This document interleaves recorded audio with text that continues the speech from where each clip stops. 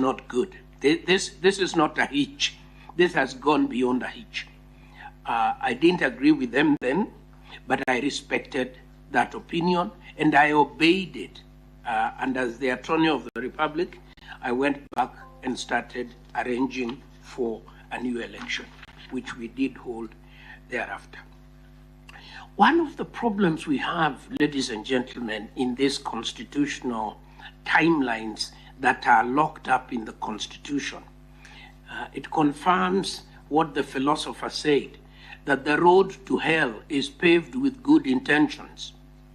When we wrote the Constitution here in Bomas, we thought that putting timelines in which by which the court must determine the dispute, we were making sure that the country would be stable, that a transition would be done quickly. We were wrong. It now turns out, in my experience, that this time is not enough. And this method that we use, this method that is by documents only, by affidavits only, and so on, is not enough. So that's one thing that if we were to reopen that process, that is one area that the experts would probably need to look at, the timelines.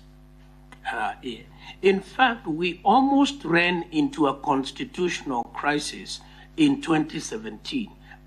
We dodged a bullet by the sheer love of God, because Parliament had broken up, had prorogued, Parliament had gone home, it couldn't make more law, it couldn't make law to guide us, and the judges had found the night before the election that election officers had been wrongly appointed. It took the Court of Appeal sitting at night to deal with that technical problem. Where the life of the nation is concerned, we don't want those near hits.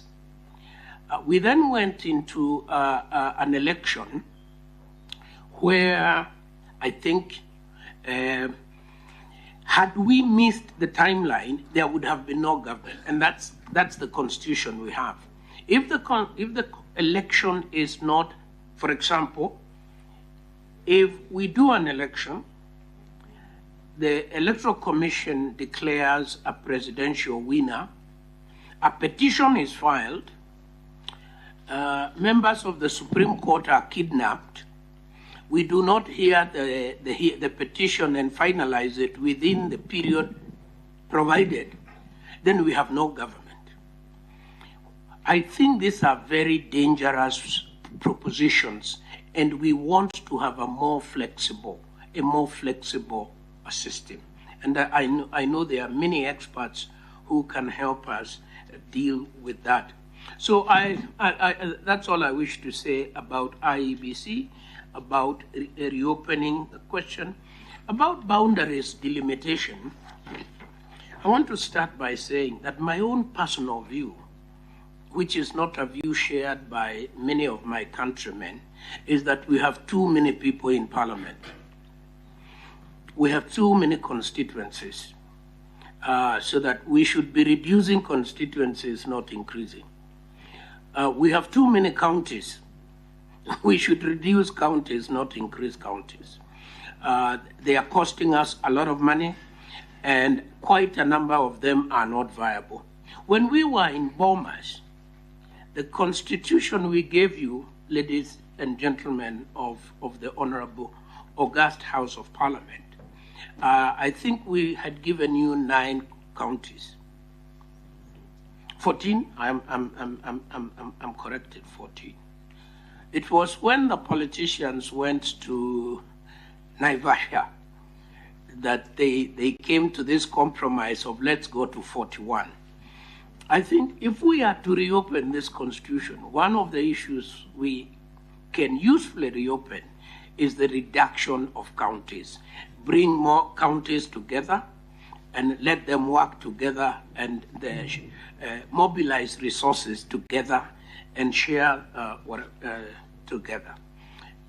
So I'm not a great fan of increasing counties or indeed of increasing constituencies. And this may bring me then to another issue which I was supposed to take later. This issue of the gender rule, we call it the gender rule, but essentially, really, it is the women empowerment rule. I struggled with it when I was the Attorney of the Republic, and we came to grief.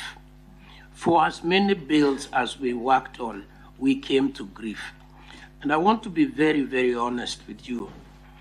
First, there is a feeling among many Kenyans and that we have not done enough to justify this. Our social education around this has not been successful. And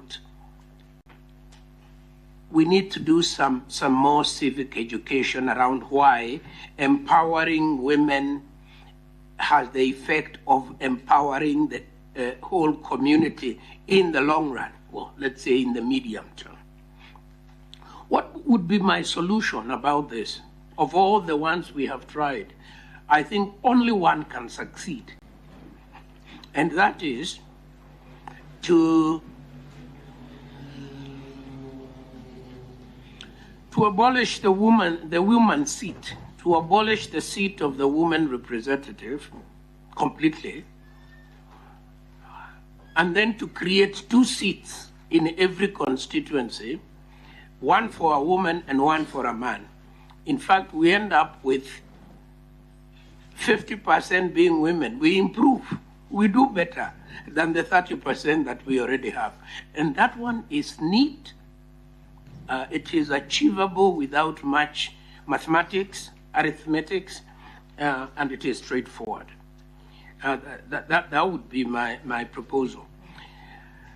There is an issue you put to me, honorable members, that is... Sorry, Prof, sorry. You said 290 times 2. That's how many? 580? Oh, you know, my original proposal is that we reduce the constituencies. So we would first reduce the constituencies, then have, to about 100 constituencies, then have 1 man, 1 woman in each of those 100 constituencies. Give us 200. Yes.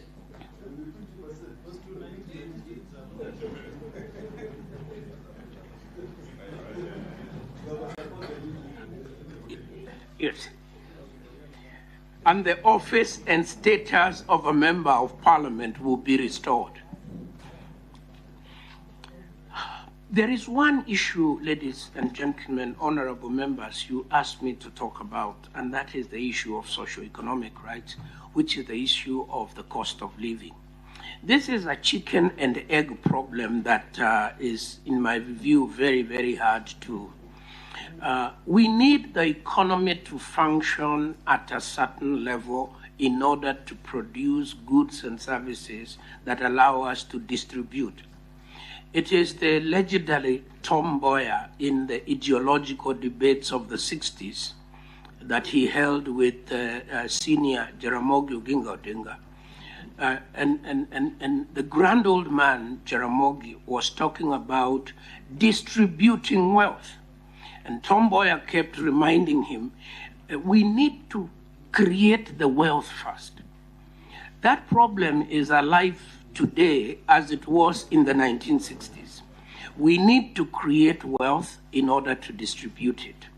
And therefore, socio-economic rights are economic rights.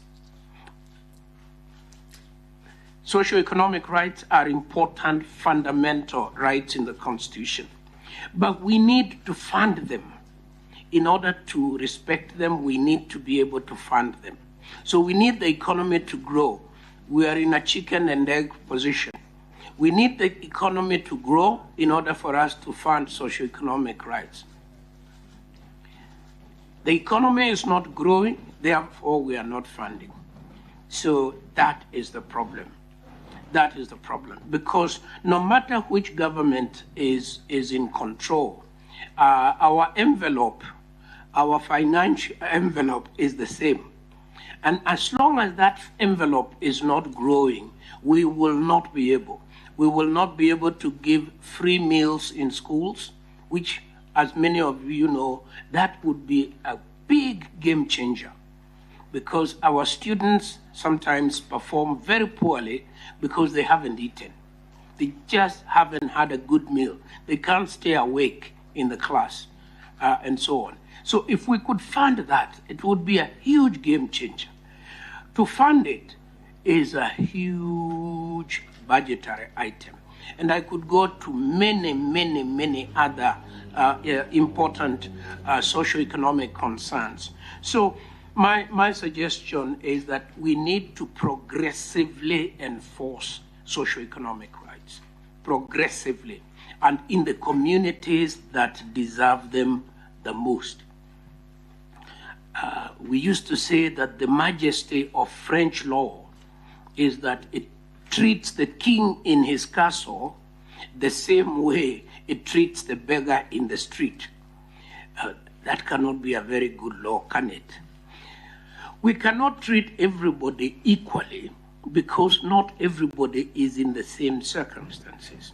When we enforce socio-economic laws, we must start with the most vulnerable, so that the most vulnerable are attended to first, with the most basic needs, so that they can live a minimum dignity that is accorded to them.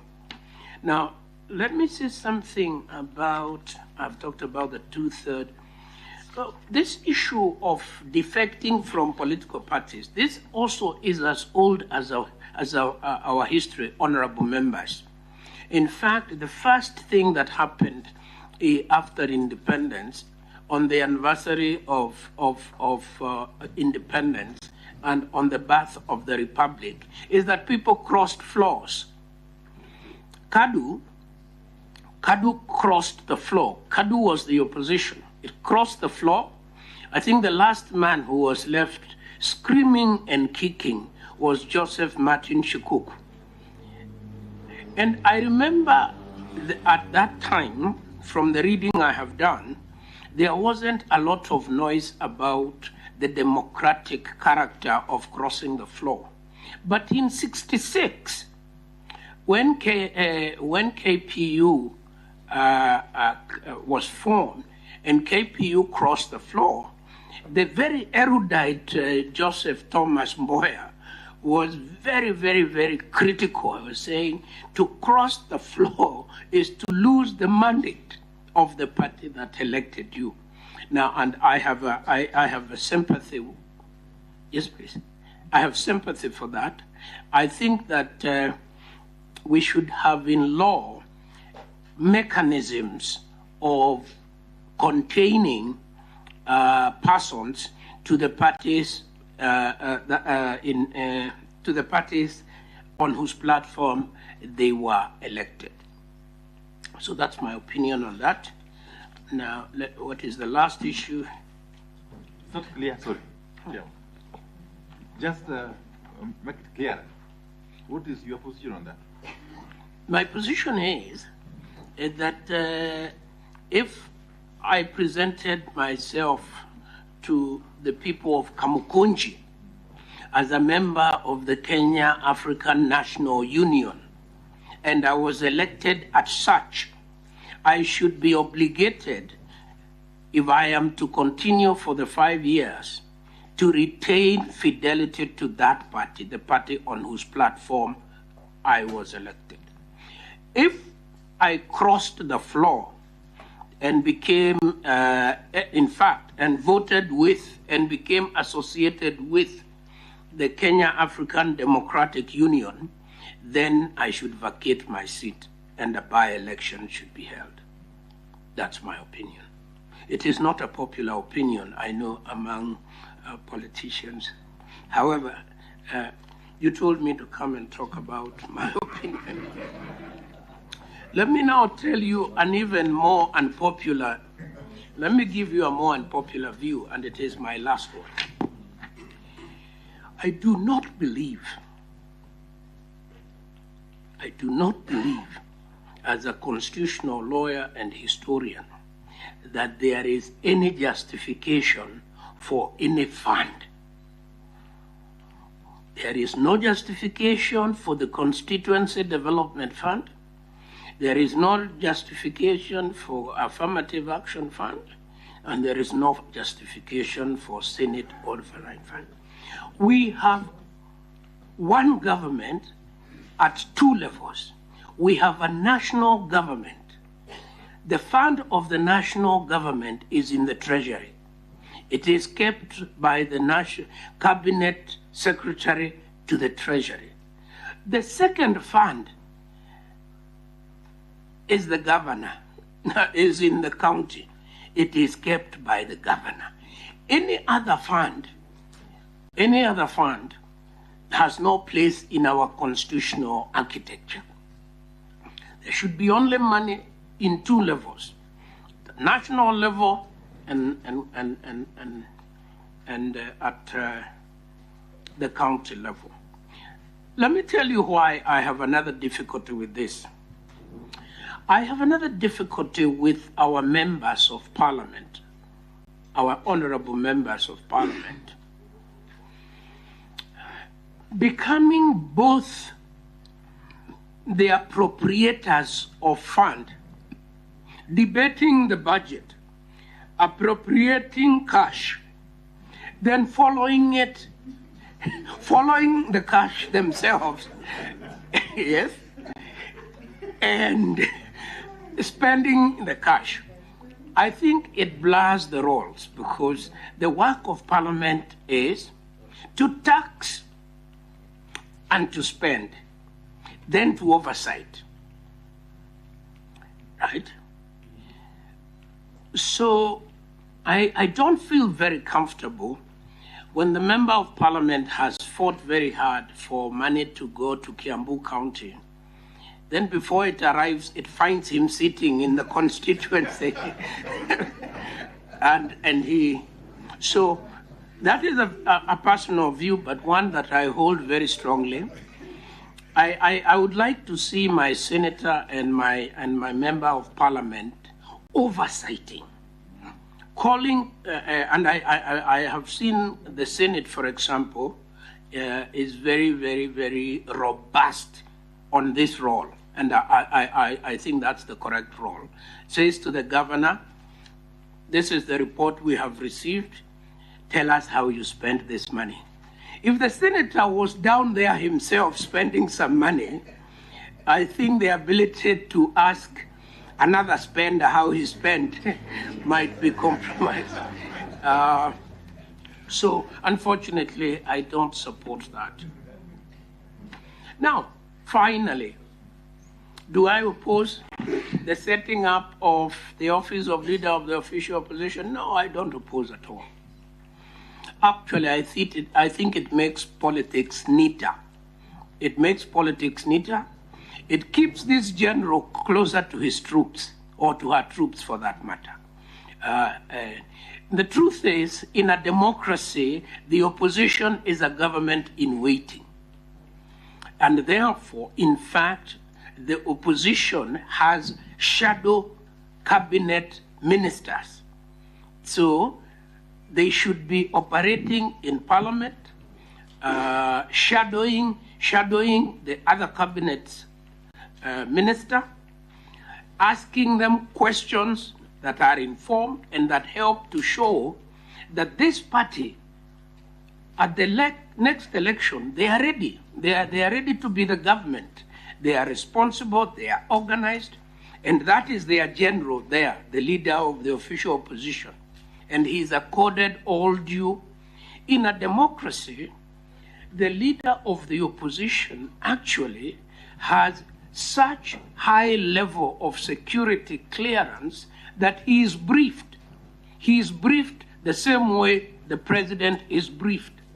If there are national security questions, he is briefed. If there are internal threats, external threats, he is briefed. If they are visiting delegations and so on, the leader of the opposition is briefed.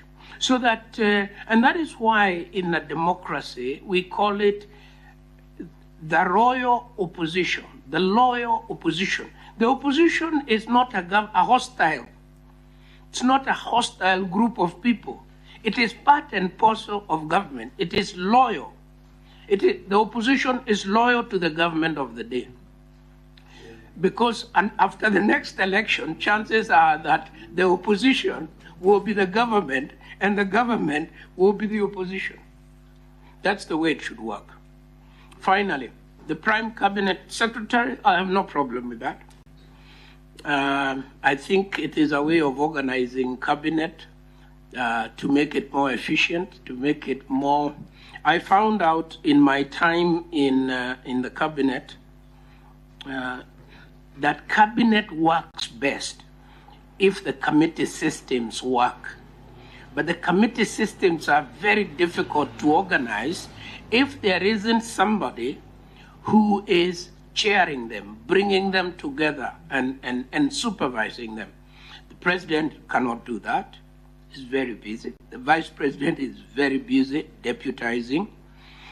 And by default, I did find at one point when we had a very, very heavy legislative agenda immediately after the new constitution, I found myself playing that role, bringing people to the state law office and organizing around the legislation that we had. So I would have no difficulty with that at all.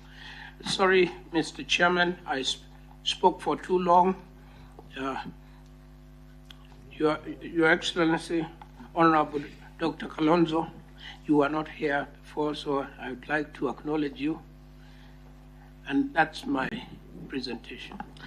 Thank you very much, Professor, for that very incisive engagement with quite a number of unpopular views, with as you said, with the political class. Yeah. And maybe on a light note, is that how the case on NGCDF was lost in court when you were AG? Well, it was lost in the Supreme Court after I had left. By the way, when I was there, and this my colleagues on the left will confirm, a lawyer never argues his opinion. He argues his instructions. When the case first started, my instructions from the government of the day was to support CDF, and we supported CDF. Now, today I'm speaking as a citizen. Well, I want to be the first to go, Prof, and to tell you how pleased I am to see you this morning and to listen to your very candid views about issues that are confronting us as a country and which we find are engaging the mandate of this committee. So thank you for volunteering to come and hear us, and we'll hear you. One of the things that I would want to have your views on is, we know our bicameral nature of legislature, the National Assembly and the Senate. Occasionally, we have instances of sibling rivalry. So you get the feeling the Senate is being sat upon by the National Assembly, and of course the chair of the Parliamentary Service Commission happens to be the Speaker of the National Assembly. So what would be your view? I once visited Nigeria to see a friend who was a Speaker of the Senate, because they'd invited me to the National Prayer Breakfast, the first edition of the same in Nigeria. His name was David. And he was, because the Speaker of the Senate, he was the chair of the bicameral legislature. David Mark was his name. And I find that personally, because of what you said, the oversight role of the Senate, even in our country, seems to be more defined as presently constituted than, forgive me, Majority Leader and Minority Leader, the National Assembly, than it is in the case of the National Assembly. What would be your view? Wouldn't we probably just be candid about this? As you've been candid about the funds, you don't like them, and, and it is very, very clear. That's my number one comment. The next one is, it has to do with rights. I'm sure you are a preeminent lawyer, human rights, I'm sure is also within your province, constitutional law notwithstanding. If you give a people a constituency, and then they hear that this committee, in its wisdom or lack of it, has come up with recommendations to do away with 190 constituencies, wouldn't you think that is disenfranchising our people? And the more practical thing is, in fact, when the boundaries delimitation team is in place, we'll be hearing them.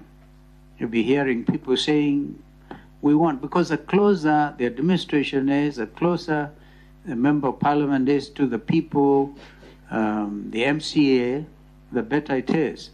Because the maxim, you know, there can be no taxation without representation. And this issue of taxation, I don't know whether you really dealt with it, the high cost of living. Eugene, I'm sure if he gets a time, he'll be able to address you extensively on that. Because you said the role of the MP is to tax and then to collect revenue, tax, and then oversight. This is the ideal situation. So on those 2 points, I really would want to gain your wisdom. And as I said, it's so good to see you again. I was Vice President when you were Attorney General, and clearly this country owes you plenty. I thank you. Thank you. Thank very you. much. Kocha, AG, we will ask you to be noting the questions we take around, then you will answer. And maybe I'll go second round before I give the Honorable Pio Wandai, Hassan Omar, then Honorable Eugene Omaro. And Wambilianga will close for us if Mugeni will not have any.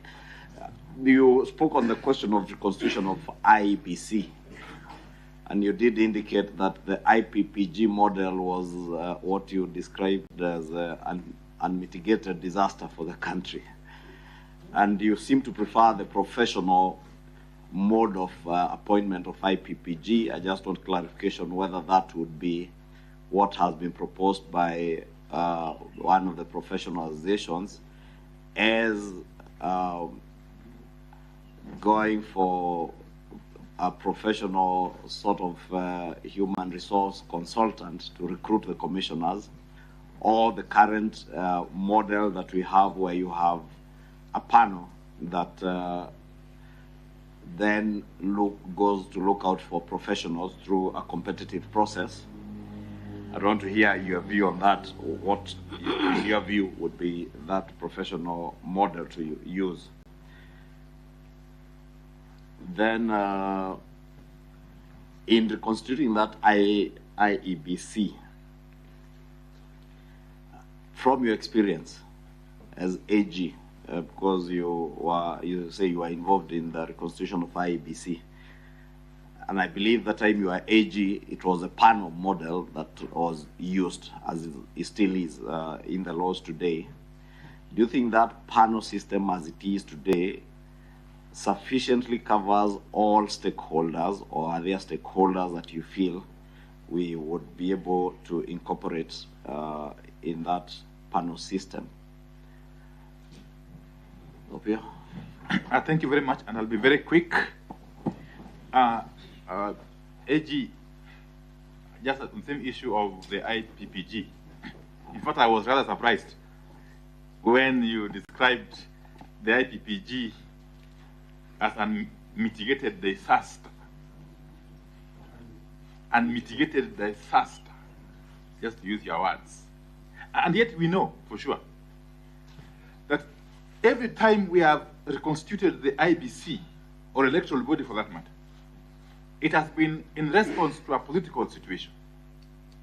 If you agree with me. Mm-hmm. Yes. I do. Then how this IPPG, from my recollection, was meant to address a political situation then, in 1997. Remember, it came at the backdrop of the clamor for reforms. And the mantra then was no reforms, no elections. And it's also documented that the Electoral Commission that was born out of the IPPG supervised the 1997 elections. Okay? But it went ahead to supervise the 2002 elections. That has been billed as one of the best elections in this country. So then, and in fact, what happened thereafter is what perhaps could have led to a disaster, if I'm not wrong. Because in I think 2005, or thereabout, the then president, when at the expiry of the term of the Electoral Commission then, the IPPG Electoral Commission, unilaterally appointed commissioners to the commission against the wishes of the opposition, very strong wishes of the opposition. And the rest, as they say, is history. What followed then, you know. Then, what then would motivate you to describe IPPG wholesome as a disaster? Just let me understand. Yet, from where I sit, I thought it was one of the best approaches to dealing with the issue of inclusivity and consensus building. Two, you say you don't agree at all with the matter of revisiting the presidential elections of 2022. But it won't be helpful. It will be futile, to paraphrase you. But what do you make of the clear provision of Article 88, Sub-Article 4H of the Constitution, which requires, let me just read, which requires the IBC to facilitate the observation, monitoring, and evaluation of elections. Elections. All types of elections. Whether presidential, parliamentary, ward, and so on and so forth. From where we sit, we know the IBC has been able to facilitate the observation and monitoring of the 2022 elections. So far as the evaluation of those elections is concerned, nothing of the sort has been done. Would you be opposed to the evaluation of the elections as contemplated in Article 88 4H? Last, you say you have got no problem with the creation of the office of leader of opposition. And you seem to suggest that the officer could sit in Parliament. But you don't clarify further whether you want this office created within the framework of a parliamentary system, or presidential system, or some sort of hybrid system. Thank you. Okay, Omar. Thank you very much. My recollection is that probably the 1997 elections was by far one of the most violent, and they were actually mitigated by the IPPG Electoral Commission. Number two, I think there should be we are not revisiting the Supreme Court decision. That is settled. I do not think we want to create an impression, at least from our side, that we are in any way reopening the Supreme Court verdict or process. We are, though, open to listening to whether there is a process of auditing the processes so that we continue to improve on the systems and electoral management, but not to revisit in any way the decision of the Supreme Court. But my actual fundamental question to you is, on the issue of the ECOSOC rights, economic, social, cultural rights that you articulated yourself to. You know, our Constitution talks in many regards about social justice.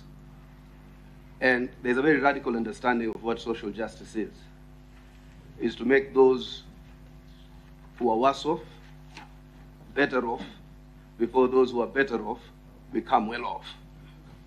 So there are those who are better off who are earning taxes or who are earning salaries, and you're asking them to support housing projects for the vulnerable. You're asking them to pay 2.75% to fund affordable and accessible healthcare under the UHC program. That is part of the dictates of the Constitution, that these programs cannot wait under the classical capitalism, that we first, all of us, make wealth before we start to disperse wealth. It must go concurrently. As we are making wealth, we must disperse wealth, and we must disperse part of these advantages that come to protect or to cushion the people at the lowest prism of our society. That's why.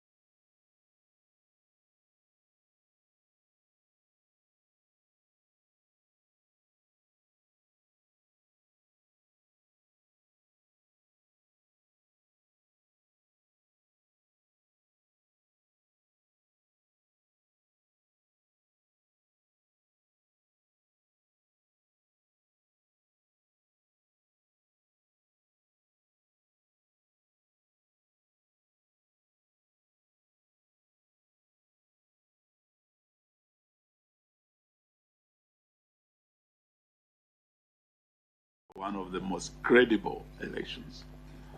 But for some of us, we believe this was one of the most incredible elections.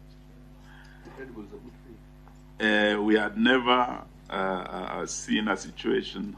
I think Hassan should put off his microphone. We had never seen a situation where the electoral body is split. It's like a split jury or almost a hung jury, but in this case, the majority of the commissioners disowned the results. The chairman, with the minority, only 2, upheld the results. And the country found itself in a political and legal terra incognita. It's an unprecedented situation. That's why I'm saying it was not normal. They were not normal elections. And we were particularly looking at the provisions of Article 138, 3C. And the Supreme Court pronounced itself on it by saying the decision of the commission, IEBC, should be a corporate decision in terms of the results, tallying, verifying. It should be a corporate, it cannot be the decision of the chair. And when you come to, of course, Article 138.10, the chair is the one who declares. But in a situation where we have a rogue chair, this time we have the chair and only 2 commissioners. But we can find ourselves in a situation in future where the chair disagrees with the commission and the chair by himself declares results that probably the rest of the commission does not agree with. The Supreme Court was very clear in interpreting that particular article that we find, and I quote this ruling, we find that the chairperson cannot arrogate himself the power to verify and tally the results of a presidential election to the exclusion of the other members of the commission. Indeed, Article 138.10 of the Constitution, although the power to declare the results of a presidential election after verification and tallying is vested in the chairperson, he does not, or he does so only as a delegate of the commission with the corporate decision of the commission. Going into the future, we would like to get your opinion on that in terms of advice in putting the country on a more political and legal terra firma in terms of such situations arising in future. What would you advise on that? On the issue of the cost of living, as His Excellency Kalonzo has said,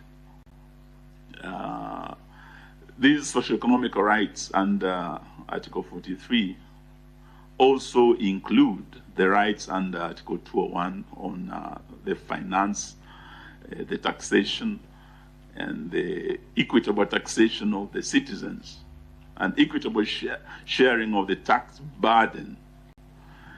In the current situation today in this country, there are many Kenyans who cannot put food on the table because of the high cost of living, and particularly the Finance Act 2023 that saw everything going up, particularly the cost of fuel. On fuel alone, we have almost 16 or so levies and taxes that have really increased fuel to unprecedented levels. And we're not talking of just the mamambogas in the village who have to pay over 33 shillings more for kerosene out there in the village. Life is becoming unbearable. Even our journalists here and professionals, anyone with a pay slip today is really an endangered species because of the many taxes. What would you advise? There have been proposals here, and we wanted to hear from you because it is a policy decision, and enjoyment of those socio-economic rights under Article 43, it's not a favor from the government. Under Article 21, it is the fundamental duty of the state to ensure enjoyment of those rights by the citizen. In terms of policy measures, so if there are wrong policies that have been put in place that have overburdened the citizen, what would you advise in terms of probably reduction of some of the taxes or reviewing of some of those levies on fuel, on electricity? We really would like to hear from you so that we can, as a committee, make appropriate recommendations. Thank you. Go on. Yeah, I think Catherine was to go first. Thank you, Chair. And thank you, Professor, for your presentations. I am one of those who is actually going to agree with you on most of your popular presentations. These are very unpopular amongst politicians, but to some of us, they're very popular. I first want to associate myself with your comment on the 2022 elections and the presidential results.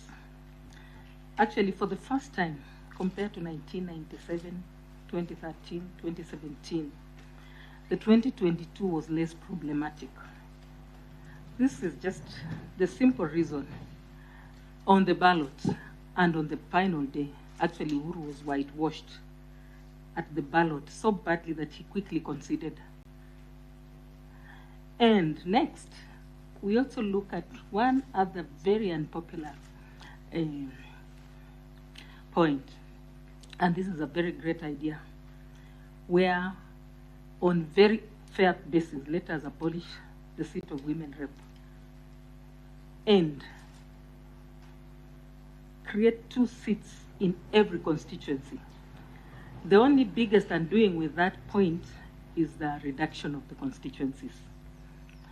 Is there a way, Senior Professor, which you can modify that point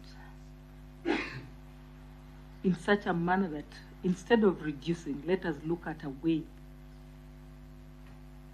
and give us a formula, I know with your wisdom you can, of which we can have these 2 seats, 1 man and 1 woman, introduced in every constituency. And popular as it is, that is the best point that I've had in the better day of today. And clearly, it is clear you have said empowering a woman is like empowering the whole society. So I'm sure if the 2/3 gender rule was to take off, that is the best solution. And I even beg that this committee adopts that kind of policy. Thank you. Okoma. Thank you. Chairman, first, having listened to Prof, I'm one of those proud Kenyans who were taught by Professor. He welcomed me to University of Nairobi as a first-year student. The only thing that he was shocked about my person is when I told him the school I'd come from. He wondered whether I never knew that there was a school called Alliance and why I never went to Alliance. But, correction, Senator, not a school. There was the school called Alliance. Yes, but happy to see you, Prof. And we are really going to benefit, from your presentation. I hope there will be some written memo that you will leave behind that will assist us.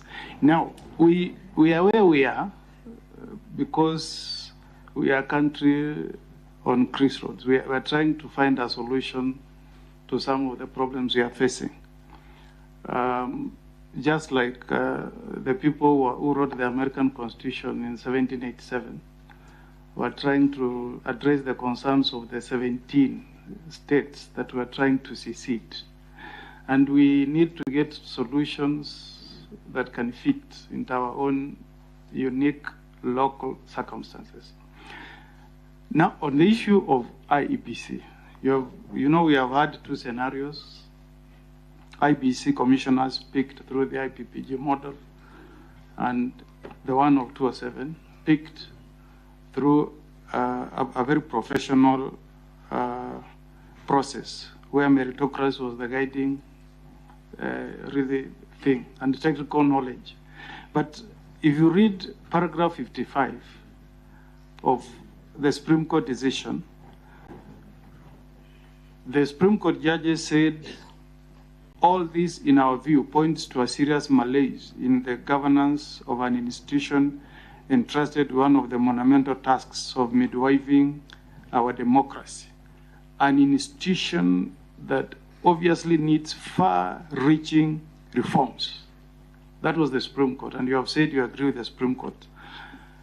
Prof, I would want you to give a comment on whether you deem it to be a success story, the Electoral Commission of Mozambique that is picked through Parliament on the strength of political party representation with an input of civil society, after which they take oath of office to discharge their functions in a fairly professional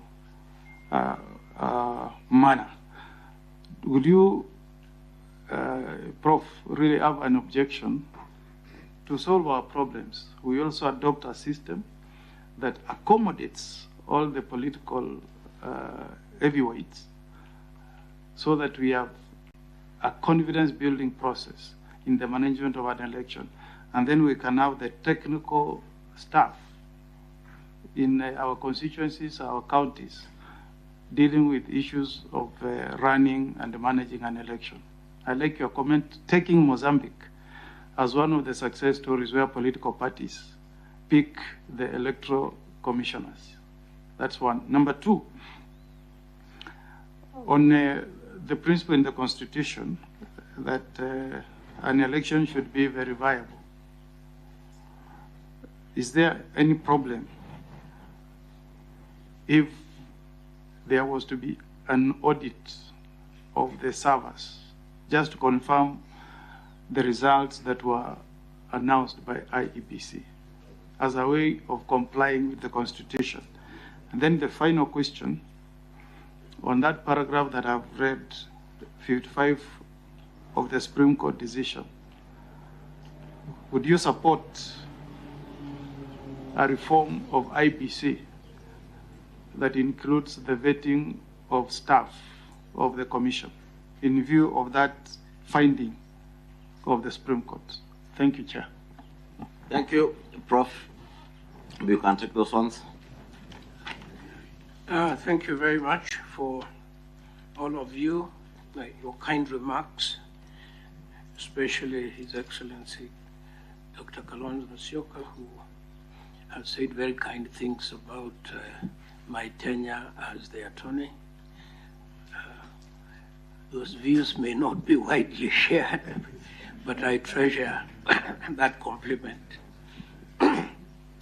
Now, you asked me, sir, whether we should rethink the bicameral arrangement that is in this country. The truth again is, the draft that we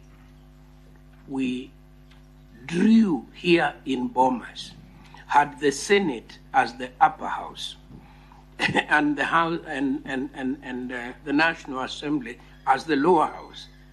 So we, the technicians, thought that that's how a bicameral legislature should work. It is the politicians who reversed the order.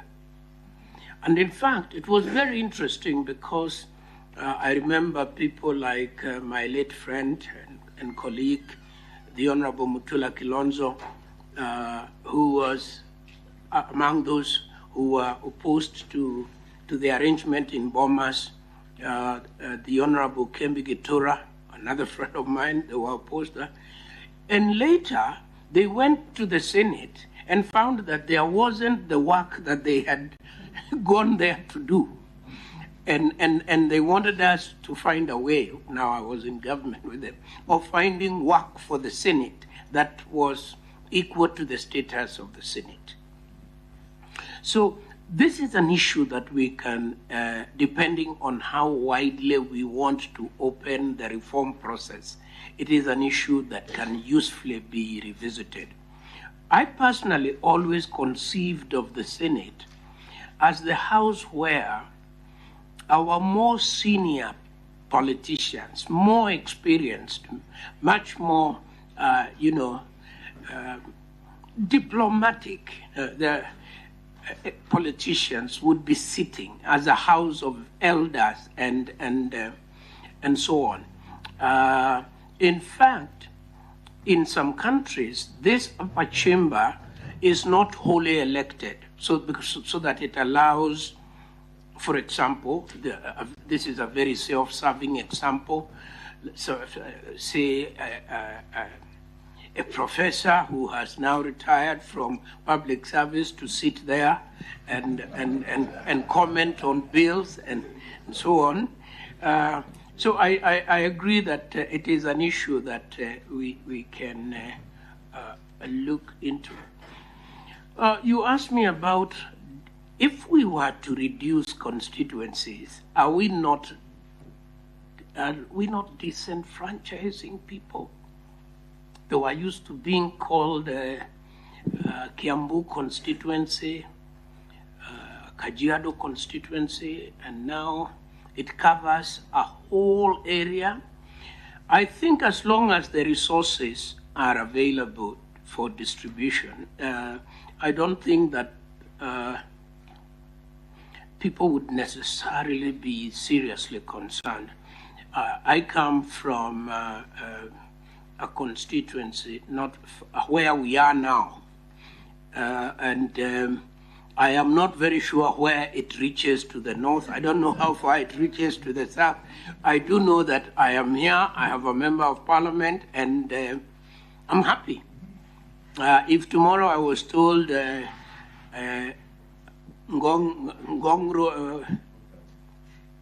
Westlands has been added to your constituency, I am not sure I relate specifically to the loss. If there is efficiency, I think we want members of parliament to be capacitated. It's the resource question. If the MP has the resources to look after the I don't think wananchi worry so much whether they are next to each other or further away from each other. This cost of living issue, Your Excellency, this is we keep going around with it because essentially it's a resource issue. I think I personally have come to accept the fact that the government has no money of its own. The government has no money of its own.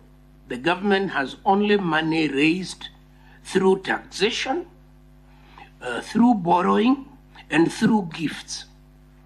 And we have a very complicated problem where I hear the public say, and it's a very important argument, stop taxing. Stop taxing. Kenyans usually also use the word stop overtaxing. Then they say stop borrowing. So stop borrowing and stop taxing and increase spending. Now that is an impossibility. I'm not an economist, but I am a man from the University of Life, and I know that in the University of Life, if you don't tax and you do not borrow and you have not been gifted by somebody, then you don't have it. So we must cut our cloth to fit our resources. I don't believe that we can tax ourselves out into progress, but I do think that the only thing that you can be certain as a human being is death and taxes. Those, they have to be. Now, without making light of that very important question, I think that there are tax policies, and I hear everybody around this room who is saying that tax policies must be stable. If they are not stable, an investor, and I personally worry a lot about local investors, not foreign investors. The local investor is not able to invest within a tax regime that changes too much, that is not stable.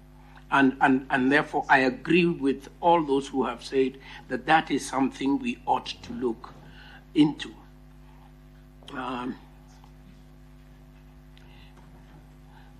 Chairman Shungwa asked me about IPPG, and I think Honorable Wandati as well. The truth is this, ladies and gentlemen, and we must talk truth to each other because this is our country. This IPPG model is a horse trading model. It is a horse trading model. And I challenge you, when you retire later in the day, when you do your research, the IPPG IEBC contained individuals who were directly connected with the appointment. I can tell you there were at least 2 lawyers who were lawyers to the appointing party. So it's not as transparent as it would appear. And although it delivered one good election, we also know that it had its own internal. So what do I think about it? I think that the model that works is a professionalized model. Is the one we have now professionalized? Sufficiently, but not fully. And that's where we need to fix. We need to fully professionalize. And this now brings me to the question by Honorable Andati. I agree entirely that part of the crisis that arose out of the unilateral appointments that came post-IPPG. Because those unilateral appointments created the political impression that there was no commitment to fairness. And I agree that that was not the right thing to do. And maybe had that not been done, probably the crisis that we had in 2007, 2008 could have been avoided. But we have the hindsight of history. I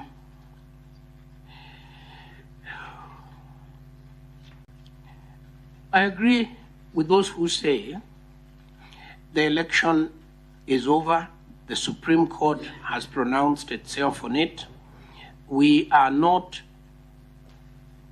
looking to audit it for accuracy. We are looking to audit process for improvement. Those are two different arguments, and my problem was with the first one, and I think my very good friend, the Honorable Amalwa, gave me the impression that like he would have wanted an audit that goes to an examination of outcome. That's what I said I don't think would be useful. An audit that would go to investigate whether there was system failure at any point and whether that system can be improved so that it never misfires again, I think that nobody would quarrel with that.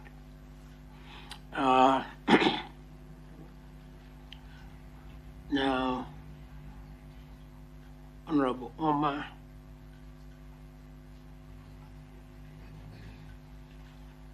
socio-economic rights, Honorable Omar says, and where shall we fund this? Where shall we fund social justice from? And I would concede the argument that we must fund it from taxes. There is no other way to affordable housing. There is no other way to healthcare. There is no other way to schooling. There is no other way to a decent environment. We are just about to have an El Nino that will put hundreds of thousands of Kenyans living by the riversides of our country in grave and mortal danger. And the only way we can protect that is again to spend more. We have to spend more on protecting that. And unfortunately, I have a feeling we would have to either borrow or tax. And that is the reality of it.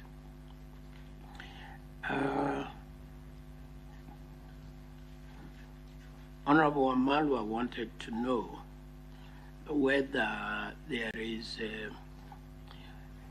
Article 138 of the Constitution, whether there is a distinction between the chair and the commission. I believe there is.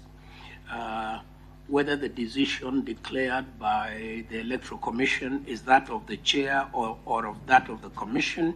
It must be that of the commission. And the Supreme Court did find in this particular case that that was the decision of the commission, because all the commissioners, including those who allegedly denounced the election, had participated in the tallying of the vote. and the distinction between participating in that and participating in the announcement was dealt with, in my very humble view, quite sufficiently by the Supreme Court.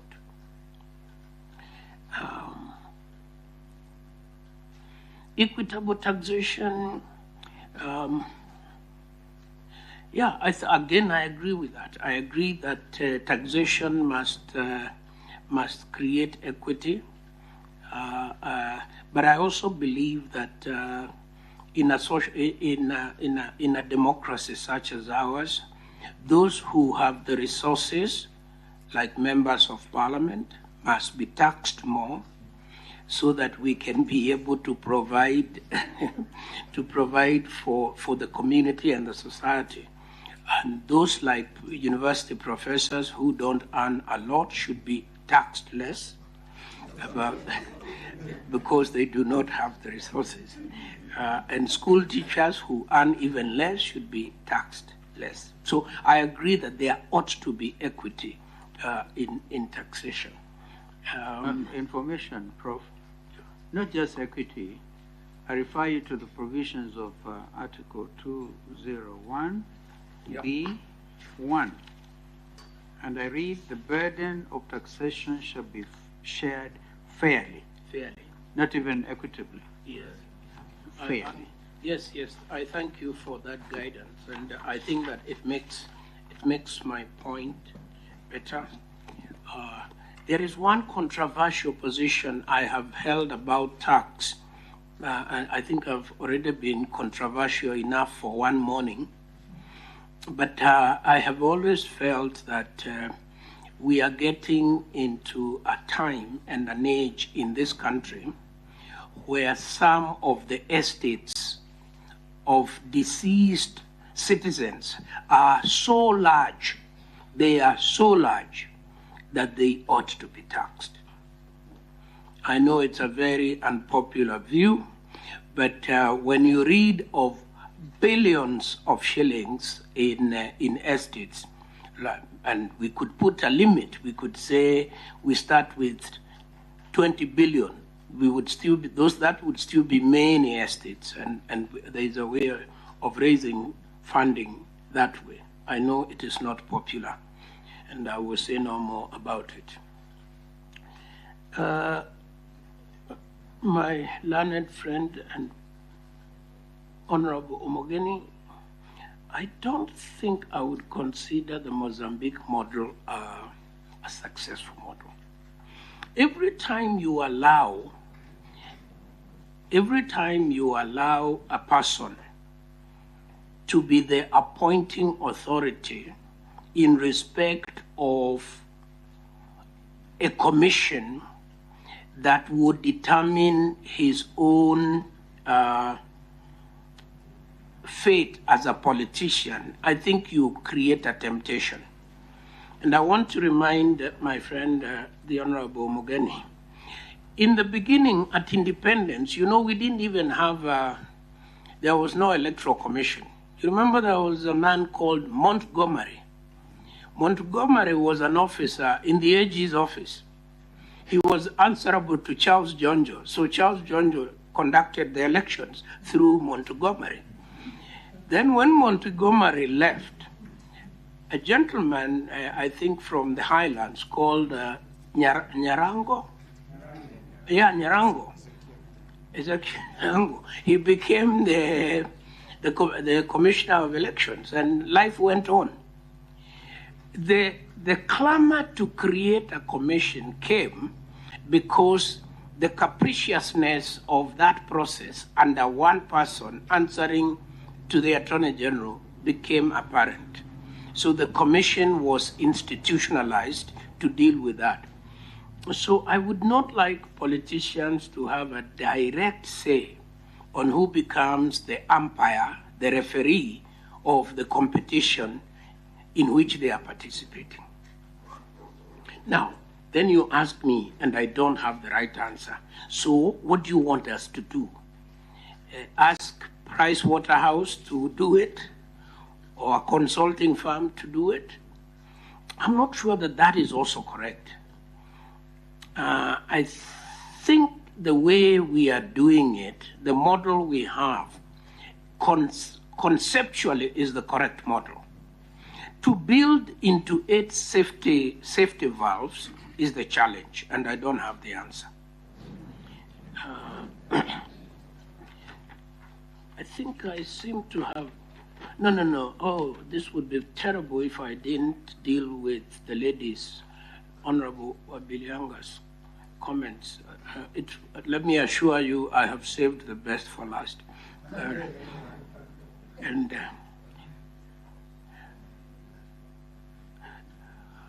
If we increase the number of constituencies, now, and we go back to our conundrum, if we increased Parliament to 500 members, we will double expenditure, and we will need to tax more, and our basic problem then will be multiplied. I think what we should do is to reduce the number of seats, and then guarantee women 50% of those seats.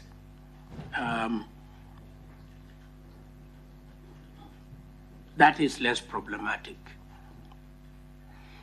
And I don't want to say anything about Parliament. About the Senate. I think the Senate is of a reasonable size. I think the Senate is of a reasonable size. And this problem, if we call it the problem of the gender problem, you can see how problematic it can be when you look at the counties. Because then down there, the top up to achieve the required proportions can result in a really bloated assembly. So I would like to stop there, Mr. Chairman. As we have to thank you for those observations. And you know, Prof, I came in at the tail end of your presentation, so I now must moderate my compliments, if you allow me. Yes. Because I may not necessarily agree with everything you've said, particularly on the issue of taxation. That's why I referred you to Article 201 and fair taxation. Today, our policemen are actually having a negative payslip. On the one hand, something was added to them, and then the take-away package is minus. I don't even know if we are now taking them to Haiti, what the whole thing would mean. And of course, on Haiti, I would opine that these things should really first go to Parliament. That, I think, is how ideally should be. That's not for our discussion. But, you know, you were on record. I hope you pronounce yourself on that, Prof, that during the last presidential election, were you amicus or you actually on one side? That would have been very important, because coming out strongly as you do on the outcome, the pronounced outcome by the highest court in the land, and the subsequent clamor for these things, including what Omgen was saying, really, I think is important. Now, Mozambique, as we all know, was basically a country that went through serious struggle. And even now it is actually under threat of religious insurgency in the north. And you know the main players, Frelimo and Renamo, the political reality at the time meant that the leaders of those two political formations, a country coming out of conflict, and this country actually had to help Mozambique specifically in some of those areas.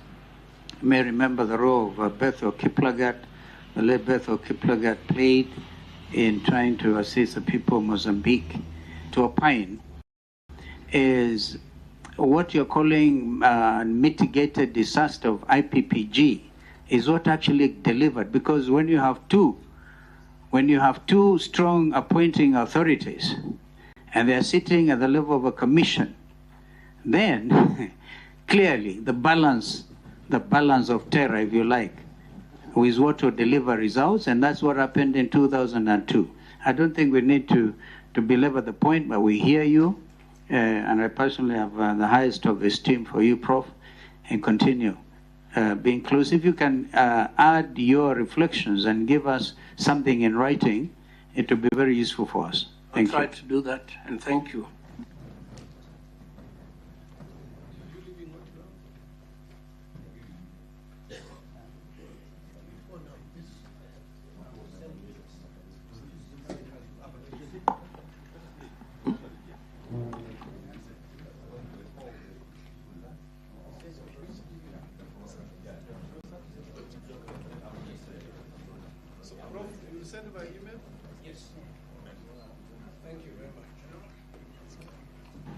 Thank you very much, Prof.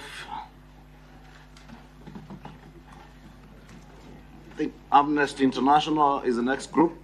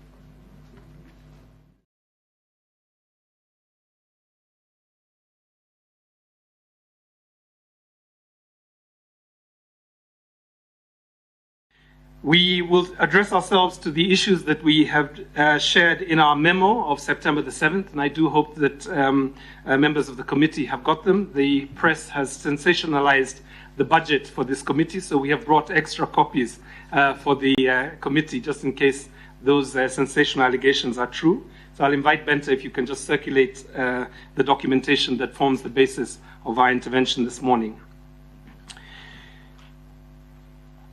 It is opportune, perhaps, that we are now looking at the issue of our police service being exported to Haiti and the issue of the quality of the policing. You must have heard me, Mr. Irungu, before you... so continue, please continue. Okay, sorry. Just ignore the chair's intervention and proceed. The possibility of 1,000 police officers traveling to Haiti within a few months brings the presentation that we're about to make into, I think, an important moment. That we should be discussing the quality of our policing and the accountability of the policing at a time like this is critical. as those officers go to Haiti, the international world, the international attention will be on Kenyan police officers. We also, as Amnesty, would caution that they are going into a very volatile situation, and that as much as we are concerned about the quality of policing at this point, it is also important that we note that they need to be kept safe. So it is in that context that we will make the following points and recommendations. It is sad in some ways that the contingent of police were not being deployed in 2022, because in that year we saw what was probably the best example of what it is like to have a police service that can maintain law and order during elections. With a number of human rights organizations, tens of dialogues and workshops were developed between community leaders, human rights defenders, and police officers, including commanding officers throughout the country, to ensure that there would be dialogue and that there would be community policing approach to the electoral process. And as we all know, it was probably one of the most peaceful of the elections.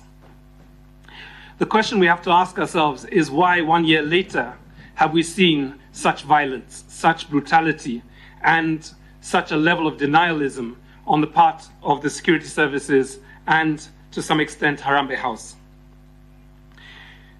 We, as Amnesty International, with several agencies, including Human Rights Watch, the Kenya Medical Association, the Law Society of Kenya, conducted 3 empirical missions to investigate the quality of policing during the phase that we now call Mandamano. And I would like to just give you a couple of the findings from those 2 reports. The first report was released on May the 31st, and essentially was a statement following interviews with about 115 witnesses and victims in that period, March to April. The second second report was done and released to the country on August the 4th, and this was a more in-depth study that essentially looked at what had happened in Kisumu and Migori primarily, but also in some of the other areas. These 2 reports are before you as the committee, and what we found in the 2 reports was that 5 fundamental constitutional freedoms were violated over the last 6 months. The first is the right to life, Article 26 of the Constitution, Article 37 of the Constitution, the right to peaceful assembly, Article 36 of the Constitution, the right to association, and Article 33 of the Constitution, the freedom of expression, and lastly, the right to a fair trial. 60 days after the first round of protests, that was in March, based on our interviews with 115 witnesses, we found that there had been excessive and unnecessary use of force, particularly lethal force, leading to the deaths of over 12 verified individuals. Most of the people who were killed were bystanders. They claimed not to be part of the demonstrations, and they were unarmed. Most of them were young, between the ages of 20 and 30, and most of them, at least half of them, had died as a result of gunshot wounds. We listened to the testimony of the mother of Precious Kimunto, a 4-month-old Kibera infant who was tear-gassed in her home and suffocated to death on March the 30th. Many of us watched in horror as tear gas was thrown into schools, leading to an entire school being evacuated, an entire class being evacuated and taken to hospital because they had inhaled tear gas of substances that we, as far as we know, we do not have a sense of how safe they were to use on minors. Towards the end of July, we traveled to Migori and to Kisumu. We spoke to county government officials. We spoke to police officers, prosecutors. We spoke also to medical doctors, journalists, survivors, and families of victims. And we heard that there had been 107 cases of assault. Many of those cases, again, 47 of them, were cases that had seen gunshot wounds, and in many cases, these gunshot wounds had left people either very seriously injured or dead. We, with our own eyes, verified the deaths of 11 individuals at the referral hospital. Most of them were male, and most of them were between the ages of 17 and 38. We listened to medical practitioners, doctors, who said that police officers chased protesters and bystanders into the referral hospital and threw tear gas into the hospital, leading to tear gas going into the hospital wards. We had journalists who were unable to cover the stories because they were being attacked either by police officers or by protesters. We had medical doctors and medical health practitioners who could not reach places of medical facilities because they could not access and get through the violence that took place. In many ways, the experience we have had over the last 6 months are probably the worst violence we have seen for several years, possibly since 2017. Therefore, we have a number of recommendations, 5 to be specific. The first is that in the spirit of the bipartisan committee that has been set up, to lay rest the denialism that we have seen, most sensationally by the Inspector General, that bodies had been imported into the referral hospital, into the mortuary, for the purposes of the media. We would require you, humbly ask you to essentially do joint fact-finding missions to places like Nyanza, places like Nairobi and Mombasa. And we as Amnesty, with the Missing Voices Alliance and other organizations, would be very happy to facilitate, to organize those trips so that you are able to very quickly determine independently what actually happened over this period.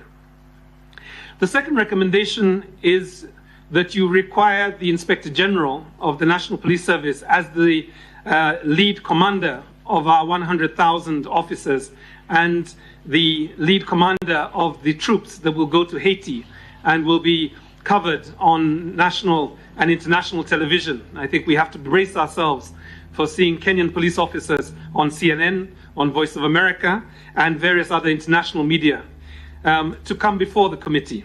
And we would request the following line of inquiry. The first is that the IG commits to not shield his officers from legal processes that would have the officers responsible for the violence that we saw over the last 6 months be brought before a court of law. Secondly, that there be a commitment to desist from the use of non-uniformed officers. And in fact, as Amnesty, we have tried to get, a response from the police service on what is the policy with regards to informers and undercover police officers in times of protest and in moments when Kenyans are lawfully seeking to protest and to assemble. One of the things we were told by several journalists and medical officers was that the use of non-uniformed police officers and the embedding of police officers among journalists, among protesters, and even among medical practitioners, if you remember the viral clip of police officers climbing out of an ambulance, is that it put our doctors, our nurses, and our journalists in harm's way. The third line of inquiry is essentially that schools, places of learning, medical centers have to be off limits to police officers. I'm sure there will be agreement from the Kenya Medical Association, from the Kenya National Union of Teachers, from the head teachers associations, that in a time when there is tension and there is violence, police officers should not be entering our schools and our medical centers with live ammunition and batons and tear gas. And the last one, essentially, is that we must have safe passage for emergency health workers and journalists at times when there is turmoil. The third recommendation relates to the two principal actors that are responsible for investigations and prosecutions. We would ask the committee to request of the Independent Policing Oversight Authority to clarify how many of the 107 cases that were documented in July have actually moved to prosecution. How many of the cases that involve the lethal use of force and the death of both civilians and police officers, how many of those cases have been taken to a court of law? And I think on the second part, obviously the preserve of the prosecution arm of our government is the Office of the Director of Public Prosecutions. Fourthly, and I'm coming to the last recommendation, that the Ministry of Interior be requested to explain why do we still have a delay of 5 years since the National Assembly passed the Prevention of Torture Act and the National Coroner Service Act, and why aren't those two laws being implemented with the alacrity that is required in order to keep Kenyans safe. It may be opportune at this point, particularly in terms of the last 6 months, and in terms of our officers going abroad to protect Haitians, for a national police conference to be organized. There have been several of these in the past. Under the previous administration, one of the important open-door policies that they had was essentially accessibility. And I can speak with confidence and experience that I was able to get through to the Cabinet Secretary, to the Principal Secretary, to various arms of the Interior Ministry with the capacity that we would be listened to, and not always did they act on our recommendations or our advice, but at least we had access. We were also able to make memoranda to the policing conference, and some of the reforms that have come with regards to the condition of police officers has really come as a result of the interventions of Amnesty and several other organizations like IMBLU, like Haki Africa and others. So it is a time like this that we need policy dialogue on this issue. Let me turn to the last issue, which is somewhat out of the realm of the policing environment that we have had up to now, but is extremely important. The incidences of enforced disappearances are returning. The use of special squads are beginning to lead us to concern that we are going to start seeing more people disappearing under this administration. His Excellency the President gave a public assurance to this nation that his government would not be a government of the shadows. It would not be a government that would not remain within the rule of law. And I think one of the concerns that we have is that we are starting to see a return to the kind of situation we saw in Yala. Allow me to bring up one incident just to illustrate how dangerous this is. 3 months before the elections, 2 Indian contractors disappeared with a Kenyan driver. They were members of the campaign team for the Kenya Kwanza campaign, and those 2 contractors disappeared into the thick of the night. They were captured on CCTV camera, we know this. Police officers have been able to track down the actual police officers that stopped their vehicle, and up to now, that case has not progressed. Why? Because we have a lacuna in our law, which says that if you cannot find the bodies of people who have disappeared, then that legal process is almost in jeopardy from the onset. I think the Kenya Kwanza national government requires itself to find a way, not just in the memory of those 2 Indian contractors, but in the spirit and in the protection of all people who have disappeared, all the families of the people who have disappeared, to find a legal framework that ensures that enforced disappearances are not a part of our national culture. I would like to stop there, knowing that the committee may have questions or comments, and as always, as Amnesty, we come in good faith, based on evidence, and with a hope to find a bridge between what offends our Constitution and the way forward. Thank you very much, Your Excellencies. Well, we thank you, Bwana Irungu, for clarity of presentation and thought and the concerns you have as Amnesty, which indeed are concerns shared by a lot of Kenyans who would want to have a peaceful country. I hope you'll be able to we propose that you take the comments that colleagues here may want to put across to you, and then you can respond at the end of those comments or questions. The first one is this Haiti thing. It's not within our province as such, but a matter like this, I think, will require approval of the UN Security Council. And when I saw President Biden addressing the session at General Assembly, you were saying that should be expedited. I don't know whether anybody will know, have not since followed, whether UN Security Council approval has been given. And the other point I say, an assignment as grave as this would need, I think, approval of a National Assembly and the Senate. I think it is in our law.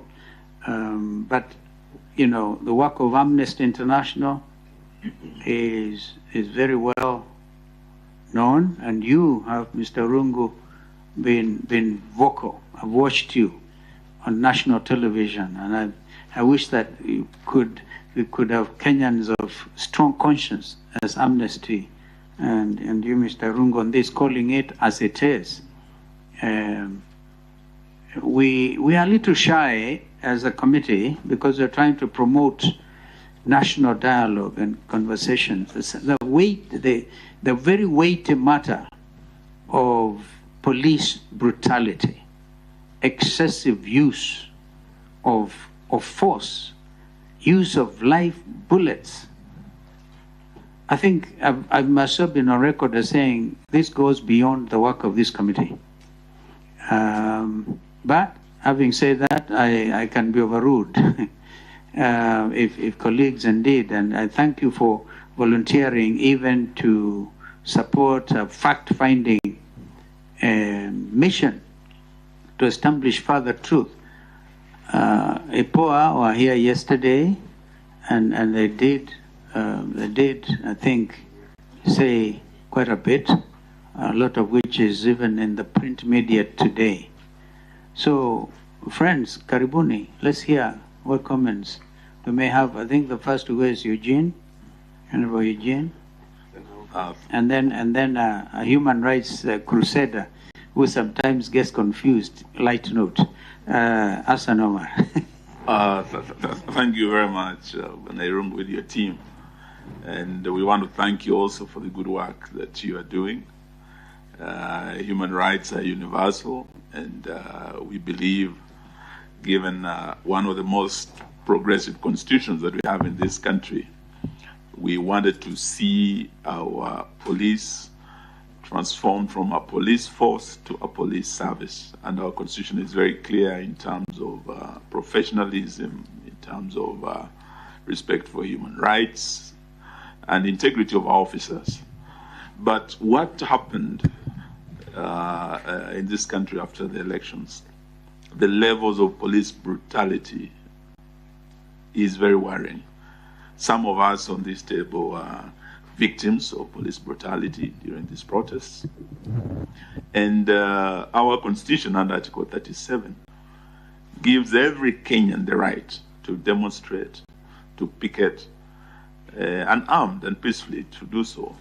But we have a situation where the police is actually criminalizing protests. It's a very worrying situation where you are told, oh, today we'll allow you to picket or demonstrate here in Nairobi. Tomorrow we'll not allow you in Kisumu, we'll not allow you, they would allow in Eldoret. I gave the example of the Finland scandal, where parents came out, they were allowed to protest. In Kericho, we had these tea picking machines. Farmers were allowed to protest. But here in Nairobi, the police brutality was serious. I'm looking at your report, and you are giving figures. I think you've talked of 94. You've also talked of 44. when IPOA was before us, they talked of 57 killed by the police. And some were killed by bludgeoning, where the police broke into estates, pulled out people from their houses, and bludgeoned them to death. I buried two of the Nyalenda brothers, Brian and William, very young boys. And it was a very, very sad story. You've referred us to Precious Kemunto, a little baby with a mother in her home, where police break in and throw tear gas in residential areas. And the poor baby suffocated to death. But the majority of the deaths, from what we witnessed, were actually from police bullets. Most of those killed were young fellows, 18 to 30. The bullet wounds, when we looked at the postmortem reports, the death certificates, were from bullets from behind, in the back. Some were shot in the head, running away from the police. Our laws require